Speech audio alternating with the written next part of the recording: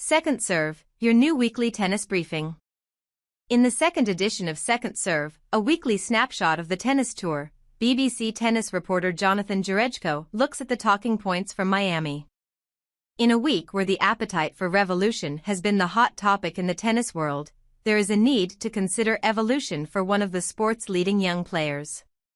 The Professional Tennis Players Association, PTPA, launching a lawsuit against the governing bodies has largely overshadowed what has happened on court at the Miami Open. So let's shine a light on Carlos Alcaraz and the soul-searching he will look to do before starting his European clay court season after a surprise early exit to Belgian veteran David Goffin. Sometimes it is easy to forget how young Alcaraz is given the success he has already achieved.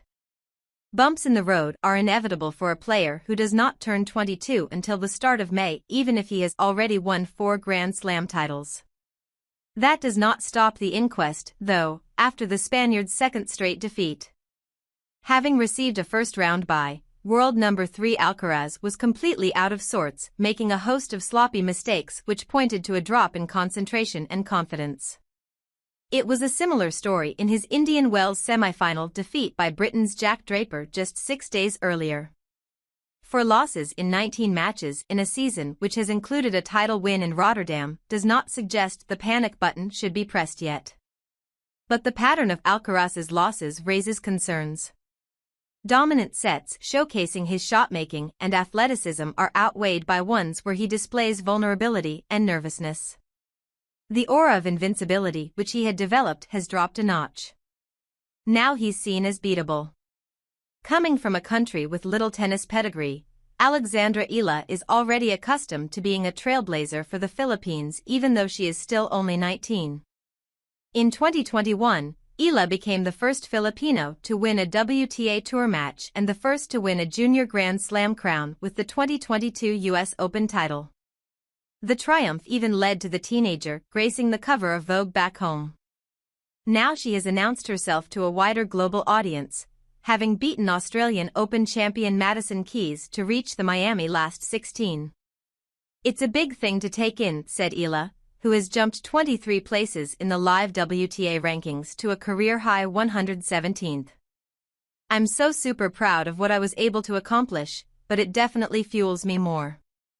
Next she faces Spanish 10th seed Paula Badosa, and another eye-catching win will put her into the top 100. All eyes remain on Miami. The combined ATP Masters and WTA 1000 event, played in the tier of tournaments below the 4 majors, hits the business end this week. With Alcaraz, Draper and Daniil Medvedev among a host of top 10 seeds already out, the men's draw has opened up and thrown up the possibility of another first-time Masters champion. Or it could be Novak Djokovic.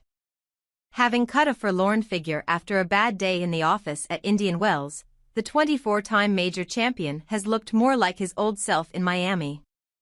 Bigger tests await than Australia's Rinky Hijikata and Argentine lucky loser Camilo Ugo Carabelli, starting with Italy's Lorenzo Musetti in the last 16, but he is certainly sharper having benefited from more time on the court. The top 4 seeds remain in the women's draw: Aryna Sabalenka, Iga Swiatek, Coco Gauff and Jessica Pegula, as does defending champion Danielle Collins. Alcaraz's struggle to find consistency demonstrates, if we didn't already know, how hard it is for the world's leading players to replicate their best every week. Jack Draper received a reminder in Miami, too. Fresh from lifting the Indian Wells title, the British men's number 1 was brought back down to earth with an opening defeat by talented Czech 19-year-old Jakub Mensik.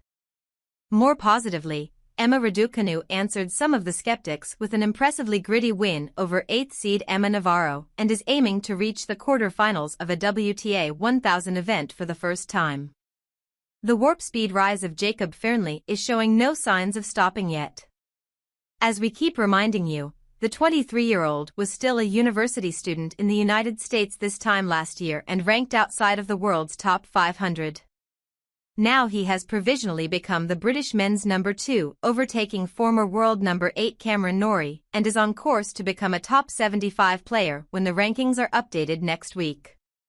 Norrie has plummeted outside the top 80 as his struggles continue, while Dan Evans, playing this week at an ATP Challenger in Naples, is on the verge of dropping out of the top 200. What is second serve? With so many professional tennis tournaments taking place across the world, and across so many levels, it can be hard to keep up with everything from one week to the next. As part of BBC Sport's commitment to offer more for tennis fans, Second Serve will be your weekly roundup of the biggest stories in the sport. As well as the main talking point, you can see which ATP and WTA players are making significant progress or struggling for form, how the British contingent are doing, and what the next stops on the calendars are. You can also sign up to get the latest tennis news from BBC Sport delivered straight to your mobile phone.